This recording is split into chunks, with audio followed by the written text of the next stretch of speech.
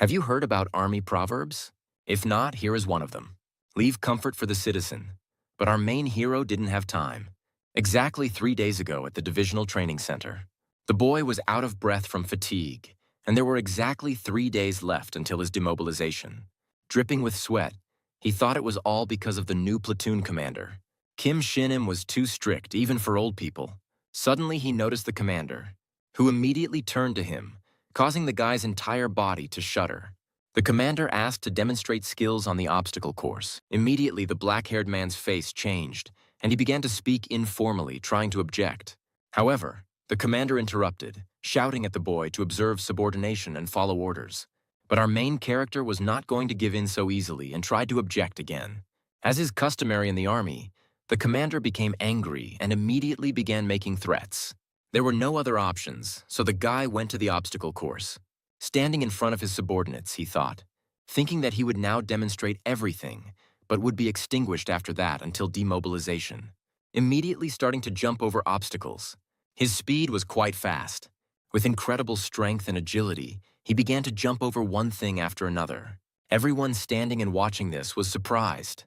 And at that moment, the black-haired man thought that his body had changed a lot in the 1.5 years of service. He planned to become a civilian as soon as his service ended and forget about the army.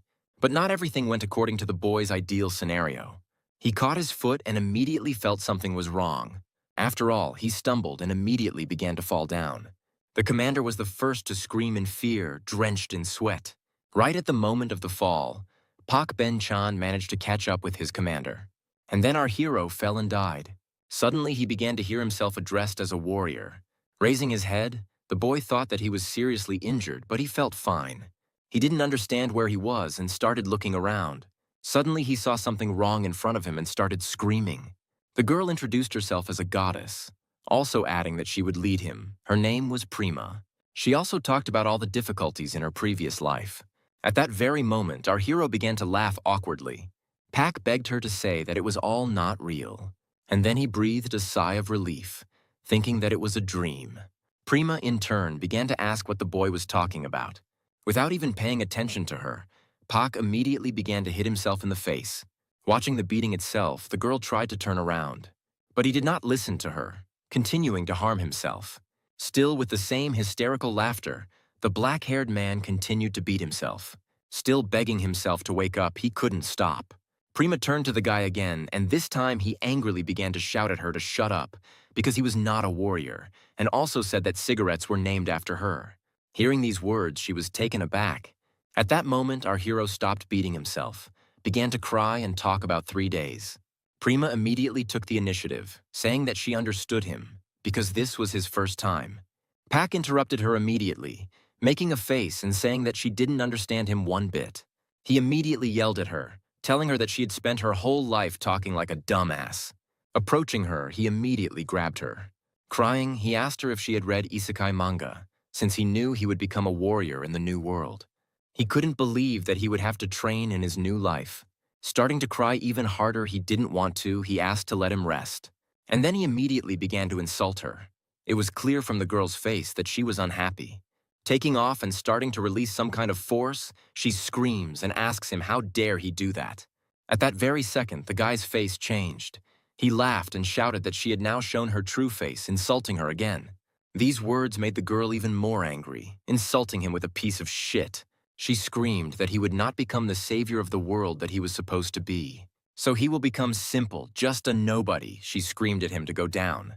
Getting even more angry, she even said that she would not give him a single skill. Everything around began to be covered with some kind of clouds. After listening to all this shouting, Pak could not accept it, so he shouted that the tie simply would not leave. Starting to run straight towards her. He was clearly about to hit this goddess, but he was stopped. Gradually, his whole body became covered with some kind of bright light. Laughing, Prima said that they would find out together whether he could survive in a normal body. At that very second, some kind of rotating circle appeared right below him, which seemed to begin to consume his body, and the goddess continued to gloat over him, saying that she would end up in hell, which was like an army. Hearing this, Pak began to cry, asking how she could say such a thing to him. He asked her to just kill him, but it was too late. Right at that second, he was falling from the sky straight to the ground. screaming that this couldn't happen to him.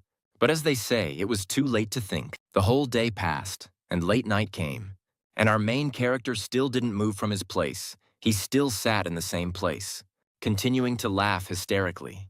At some point, it seemed to him, the perfect thought came to him.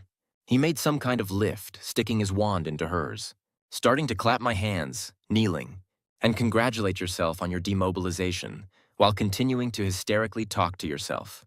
This lasted quite a long time. For 3 whole days, he congratulated himself on his demobilization, shedding tears. He couldn't believe he had gotten himself into such a stupid situation. And now the morning has come. There was total silence all around, not a single sound from the surrounding areas. Suddenly, a sound came from Pak's stomach, which indicated that just a little more and he would die of hunger. At some point, he even began to feel that he was already dying. After all, he was so hungry that he ate everything that came to hand. He didn't understand why there was nothing here except grass, because that's not what a man should eat. In fact, the monsters did not approach him because they felt an incredible fighting aura, but he did not know about it. While crying, he thought that he wanted to live and eat. Jumping up abruptly and kneeling, he began to apologize to the goddess, shouting that it was his fault. He begged her to return him. After all, he was shouting about it. She just called him at the wrong time because he was very angry. Realizing that she would not help him in any way, he began to beg her to give him at least one weapon. But there was no answer here either, so the guy had no choice but to cry.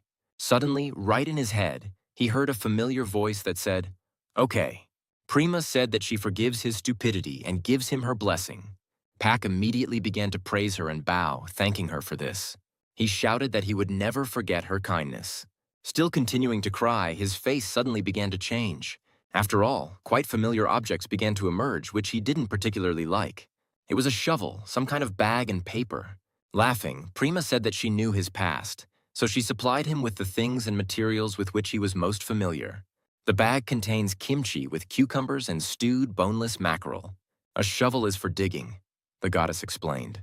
And then she started laughing at everyone, telling him not to call her anymore. For a few more minutes, our hero looked at these 3 things, not understanding what to do with them. Time passed, even several days passed, as it might seem. There were 2 girls on horses near the forest. They felt some strange place in the depths of this dense thicket. Having dismounted from her horse, one of the girls suggested taking a closer look. Here he began to remove the mask from his face. Her partner agreed with this wish, and a few seconds later, the girls were standing on their own 2 feet. Dora recalled being told about monsters in the forest that attack villages.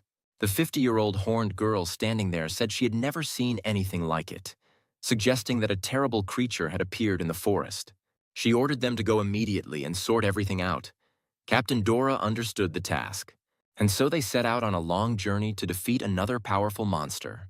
As they made their way through the forest, they didn't really feel anything, just as they didn't see anything. The yellow-haired girl found this strange because they had already come so far, but still had not met a single monster. But Captain Dora didn't answer this and began to look around. And at that very second, some kind of stick caught her attention. She didn't understand what it was. Moreover, there was some strange text written around her that she had never seen before. Taking a closer look, she guessed that it might be something very terrible. Touching the text, she felt strange emotions. It was hatred and resentment. Calling Nilari, she said that it looked too dangerous and suggested that they go home. At that very second, she began to remember the affairs of the 50-year-old horned girl. Captain Dora was known for her irresponsibility and carelessness. So for a few more minutes, she tried to shift the responsibility onto her companion. Suddenly, she felt something terrifying and immediately shut up. Starting to show his friend a sign to close and look at her. Showing 3 fingers, she said, "On the count of 3, and then twisted again." She pretended to run and said, "Run as fast as you can." She looked around and immediately nodded to the captain, making it clear that she understood everything. Her commander immediately showed one on her finger, while the yellow-haired girl was trembling. Seeing 2 fingers, she began to tremble even more. After a short pause, Captain Dora held up 3 fingers. The purple-haired girl immediately jumped forward. She thought that they should increase the distance, but her face almost immediately became covered in sweat. She did not understand what it was. Turning back, she noticed her companion grab her hand, starting to ask what she was doing while her friend laughed. Dora, dripping with sweat, said that they needed to run, but her friend didn't think so. The yellow-haired girl understood everything. saying that she just wanted to get out of the mission. Laughing, she asked if she really thought she was that stupid. At that very second, the purple-haired girls started crying, screaming that they needed to run. Suddenly, out of nowhere, a rough voice was heard shouting that they couldn't escape. The younger one's whole face was covered in sweat, and she, trembling, asked who said that. Suddenly, a black silhouette appeared right from behind the tree, who immediately began to insult them, occasionally talking about food. Seeing this facial expression, they immediately screamed in fear in one voice. And then he started running far to the side with all his might, without even looking back. At that moment, our protagonist stuck a dirty shovel into the ground and started giggling. Dora looked back and decided to check if they were being followed. But there was no one in the place where the guy stood. She didn't understand where he was, assuming that he simply disappeared since he was nowhere to be found. She looked around, but didn't even think that the same monster was right above them. At that very second, something like lightning struck the ground, causing it to shudder. Our hero began to address the two, saying that in his world, he knew this. Gradually, the dust began to clear, and a human silhouette began to emerge under the sun's rays. And our hero continued to talk about how he was so bored that he trained with a shovel for 5 hours every day. Starting to smile menacingly, he also added that he knew in advance what would happen to him. Turning to the terrified girls, he asked how the main characters got out of this forest. They saw in their eyes a real monster, who clearly did not wish them any good, saying that they needed to take a walk. After a few seconds of the guy chatting, there was total silence and everyone froze. Dora reached back for her weapon and grabbed it, and then with a sharp movement she pulled it out, holding it in front of her, ordering Nilara to draw her weapon and prepare for battle. Looking at our hero, Dora thought that a monster was standing in front of her, because she had never heard such a language, and besides, it emitted malice towards this whole world. She thought that she couldn't let this creature out of this forest. Remembering those inscriptions, Dora was only perfectly aware of one thing, that a real monster stood before her. She had definitely never heard the language before, even though she had been to different places. But most of all, she was frightened by the aura, which seemed to be about to devour her. Of course, she understood that one shouldn't judge by aura alone. But the evil she felt in him overshadowed all other factors. Her face began to sweat as she thought about how long it would take to procrastinate. She needed to deal with him right now, otherwise there would be no other chance. At this point, our hero said that he had apparently made a mistake, sticking his dirty shovel into the ground. Raising his hands, he rejoiced, because he was finally able to meet people and get out of the forest. At one point, he even began to apologize from the bottom of his heart, asking if they would stop attacking. As soon as the captain saw that this evil had lowered its weapon, she immediately gave a signal to Nilari. The girls tensed up at the same time, preparing for battle, and Chan continued to say something in his own language, realizing that they would attack him. He didn't understand how to explain to these two not to attack him. In an instant, the girls rushed towards our hero, preparing to attack. And as soon as they approached it, they fell through because there was a tunnel underground. You are now wondering how an ordinary person can survive in such a situation. The reason is simple. It is the anger he feels. And at that very moment, Pak Byung-chan is burning with anger, but his head, on the contrary, remains cool. The sergeant immediately began to examine his situation. He discovered animal tracks, an environment suitable for setting the trap, and used the most effective tool for preparation. Hunger makes his brain work at 100%, otherwise known as maximum brain activity. And in the end, he came to the best conclusion. It was an inconspicuous trap. To ensure food, their own safety, and to escape the forest, it was the perfect plan. The two girls, flying down, were sweating, realizing what a trap they had fallen into. And our boy at that moment thought to himself that he made traps every single day. And the whole area was filled with the same traps. He knew the location of each one, because he had dug them with his own hands. The captain immediately shouted to her subordinate, who had already understood everything long ago.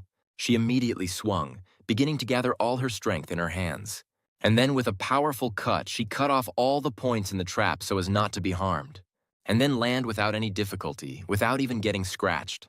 Seeing such graceful swordsmanship, Pak was quite surprised. After all, those instantly got out simply by jumping up. They were preparing to kill their opponent without any hesitation. The girls were angry at this incomprehensible creature because he really was going to kill them. And our hero just laughed, because there was already one such guy who thought that he had escaped his trap. But he immediately found himself in another, more dangerous and unpredictable one.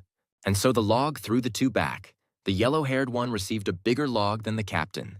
Due to this, she flew into a tree with quite a lot of force. Lying on the ground, Dora shouted to her comrade, but she did not respond immediately. The violet-haired girl realized that she couldn't win here. She didn't know what to do. Pack asked if they knew why the war had started, and then attacked the woman lying there with a shovel. He shouted that it started because someone let their guard down. Captain Dora realized that she had fallen into an ambush. She did not have time to escape. That's why I received a pretty powerful blow from the black-haired guy. And now, little by little, the sun began to set. The purple-haired girl also gradually began to come to her senses. Immediately, he began to look around, remembering what had happened a few hours ago. She had a severe headache and couldn't figure out how long she had been out. The girls were tied to a tree, and their bodies were drained of strength. The captain looked around to see if there was any chance of escape. Looking at her subordinate, she made sure that she was still alive, so she immediately began calling her. But the yellow-haired girl did not respond to her captain's call, continuing to be unconscious. Unable to contain herself, Dora screamed with all her might right into Nilar's ear, and she woke up. The yellow-haired girl looked at her commander in surprise. Immediately realizing that they were doomed, she began to cry because it was all over. After examining them, Nilar began to cry even more because they were tied up like pigs. At some point, she even began to say goodbye to Dora. At that moment, our main character approached them, saying that they had finally woken up. With a satisfied expression on his face, he asked if they had slept well. They didn't understand, looking fearfully towards the black-haired man. Seeing their faces, our hero immediately began to think because he understood. He realized that they didn't understand each other at all. Leaning towards Nilar, she almost lost consciousness because she thought that she would be the first. Dora tried to calm her down, but the yellow-haired girl continued to sob and talk about death. Our hero watched their negotiations in silence, and then he began to smile, still looking sullenly in their direction. He clapped his hands to attract their attention. They immediately looked in fear towards the evil creature.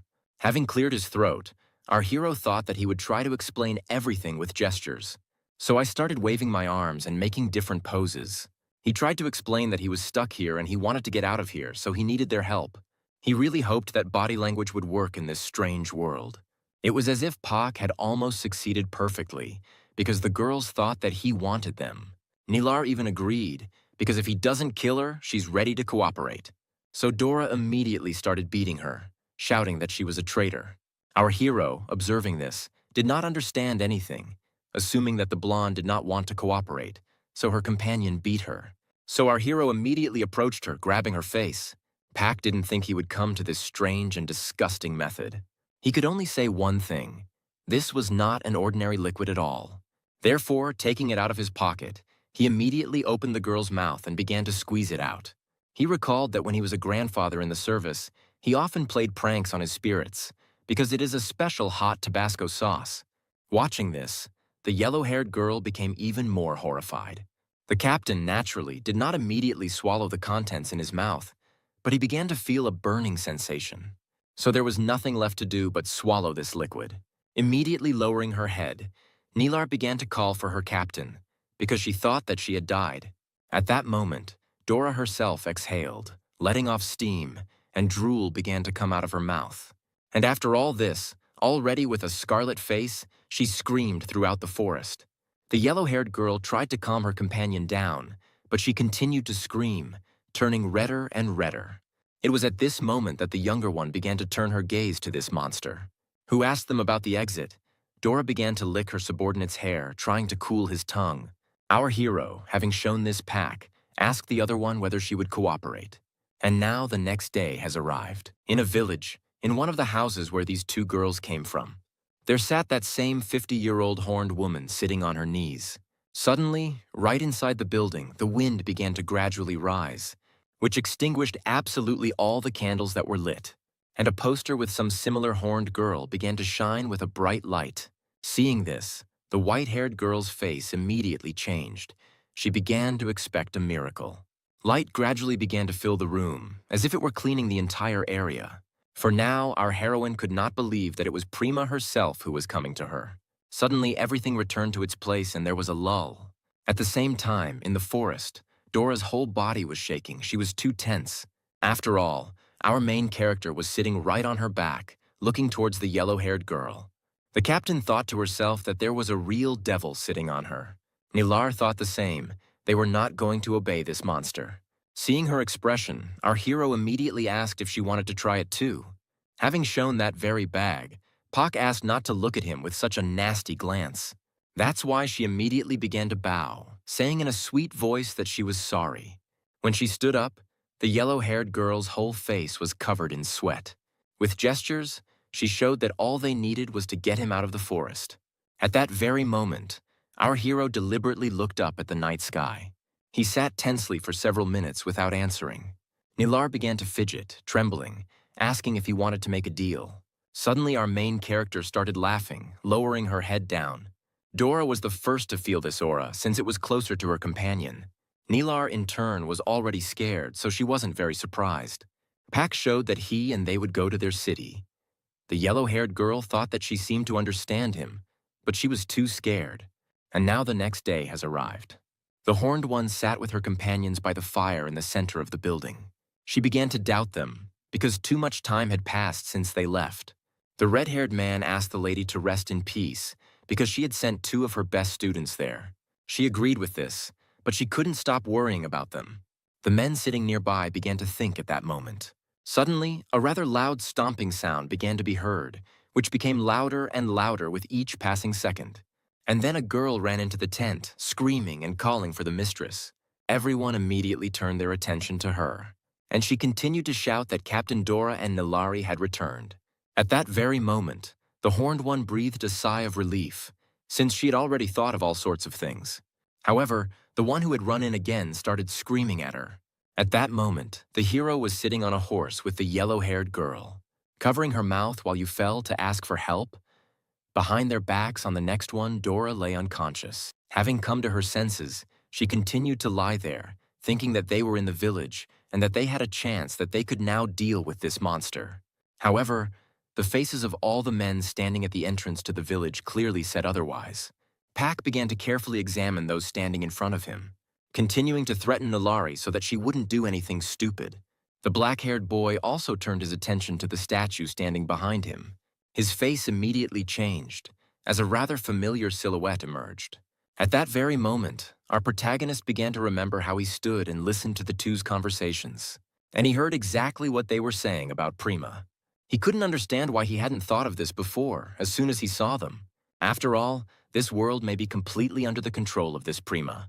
Having thrown the girl, Pak shouted that they were starting to have fun. With some unusual force, he was able to throw the girl right above himself. And then he stretched out his hand straight, intending to grab the yellow-haired one. Gently grabbing her by the back, he began to descend with her, climbing off the horse. And now, in a graceful pose, they were already on the ground. Nilari didn't even have time to understand what just happened. At that very moment, quite loud sounds from boots began to be heard. Our main character was surrounded from all sides. Taking him into a circle, Pak was not going to give up. The men couldn't believe that their beautiful Nilari was being held hostage. They considered the guy a cowardly bastard. Thinking that he only had one chance, he began to squeeze out the sauce. At that very second, he pushed the girl aside. She spun around and fell into the arms of a boy standing nearby. And at that very moment, everyone started shouting that this was their chance. They were going to deal with the kidnapper. At this moment, our hero approached the statue of Prima and gradually began to kneel. He folded his arms and thought that he would only do this humiliation once. All those running immediately stopped and began to observe the enemy's actions. Even Captain Dora, who was trying to get off her horse with all her might, was surprised by this. After all, everyone thought that he was kneeling before their goddess, bowing to her. There was total silence. No one could even move from this surprise. After all, it's as if their enemy is praying right now. After holding for a short time, Pak began to rise slowly. And then he turned around with a brilliant expression on his face, saying that he was the warrior Prima had sent. Both girls couldn't believe their eyes. After all, recently the evil creature began to emit such a pleasant and gentle aura. None of the men knew what to do because they were going to kill him. But the boy prayed to Prima. At that very moment, they were silenced by a powerful roar that ran across the ground. The walking woman shouted for everyone to step back immediately. The same 50-year-old horned one appeared, starting to approach Pak. She said that today she had received a vision that a great darkness was coming to them. Prima also added that she would send a warrior to them who would lead them. At that very second, everyone started talking to each other, trembling. Their conversation was interrupted again by the horned one, who shouted that that was not all. After all, before them stands either a warrior who will lead everyone, or darkness that will destroy everything in its path. Our hero continued to stand silently in front of the entire crowd. Some light flew, saying that this could possibly be that very person. As he got closer and closer to the planet, he said that they would finally be able to stop it. This light spoke about Prima. They had to stop her, otherwise everything would be bad. And so some time passed. Everyone returned to their places. Captain Dora, standing inside the so-called tent, was yelling at her chief because she didn't understand why they hadn't dealt with him. After all, the white-haired one herself said that he could be a great darkness. She exhaled heavily, rolling her eyes and saying that she understood her. However, she asked him to calm down, which greatly surprised the purple-haired girl. She also added that it did not matter what she personally decided, because they could not ignore the vision. Dora, spreading her arms, still asked with the same cry whether she should really communicate with him as with a warrior. The lady immediately responded by saying no, striking with her staff. She meant the warrior's test, the white-haired girl shouted, raising her head proudly. She also added that Kareem had returned. Upon hearing this name, Dora immediately shuddered. Kareem was one of the few high-ranking rankers from the Rang clan. He is considered the strongest in terms of physical strength. His combat prowess is known throughout the continent, and he is considered a first-class ranker. The 50-year-old horned woman added that Pa would be tested for his martial qualities in a fight with Kareem. Our hero was nearby at this time, in one of the tents under close guard. Sitting in the center of this tent, he looked closely at his shovel, deep in thought. He didn't know whether he was under suspicion or not. He couldn't believe that his acting skills hadn't worked. He also didn't understand whether he needed to run away or not, because with this shovel he definitely could. Taking it and starting to climb, he understood that he simply had to break through the roof. Suddenly his eyes were blinded by a very bright light, as well as a rather pleasant warmth. The glowing cartridge said that it was nice to meet him, and also added that she was a goddess who had come to save him. Starting to shine even more brightly, she was about to introduce herself. However, she didn't have time, because our hero didn't let her do this, hitting the shovel directly on the socket that was producing the light. He began to fly off to the side while Pa exhaled heavily, because he remembered bad memories. He hunched over and rudely asked her what she was up to because he thought it was Prima. The patron, no longer so brazenly, began to shout that she was not Prima. But this did not instill any confidence in our hero. After all, she said that she was a goddess, and he does not accept help from people like them. However, after thinking for a bit, he said he didn't care, intending to listen to her. She, thinking that the guy was simply bipolar, introduced herself as Malbora, also adding that she knows he wants revenge on Prima for sending him here. She was ready to help him for personal reasons. Our hero cautiously asked why she was a bullet, and she explained that she had turned into a weapon he was familiar with, the K2 assault rifle. She wanted to turn into a powerful weapon, but Prima betrayed her and stripped her of all her powers. After hearing all this, Pa concluded that it would be useless. Suddenly, their conversation was interrupted as a man entered the tent, telling the black-haired man to leave immediately. The warrior immediately hid the cartridge behind his back, nodding his head sweetly, showing that he understood everything, and then he even said it. The man standing at the entrance was surprised because he had just spoken their language, and our hero himself was surprised by this because he didn't even understand it right away. His whole face began to be covered in beads of sweat. With trembling hands, he touched his mouth. Immediately beginning to shine, he praised the goddess, because it was she who had given him the reward for the first test. He thanked Prima. Coughing awkwardly, the old man told the guy to come out as soon as he was ready, because they were already waiting for him. And then he began to leave, still looking back at the black-haired man. As soon as the old man left, Pak began to laugh hysterically.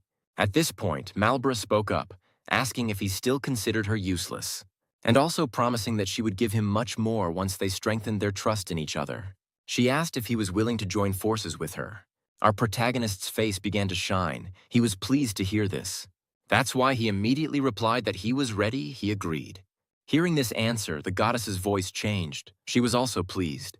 Starting to glow, she moved to the garter hanging on the guy's neck. while our black-haired hero continued to laugh hysterically. Taking up the shovel, he said that they would discuss the god history later, since first they needed to finish here. At this time, Prima felt something that pierced her. At first, I didn't understand what had happened, and I was deep in thought.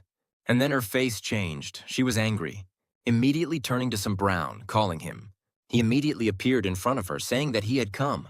Prima was angry because she didn't see Pak Ben-chan. She ordered her subordinate to go down and check the situation. Our hero at this time had already arrived at the place he was told to come to. He stood surrounded by a fairly loud crowd of people who were screaming at the top of their voices.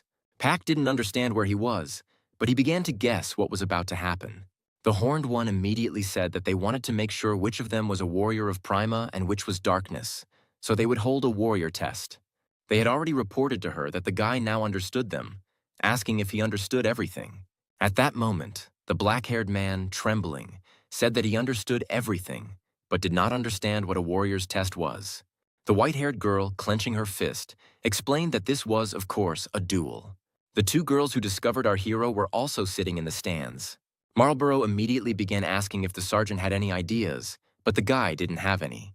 The Horned One, looking at our hero, said that he was ready so they could begin, immediately raising his staff upwards, thereby shutting up absolutely everyone.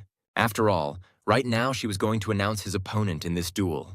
And then a terrifying aura appeared, and behind it appeared the silhouette of that very Karim, a warrior from the Rang clan.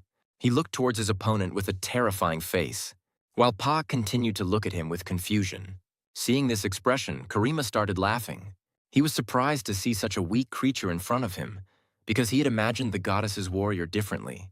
He immediately started pointing in the direction of our boy.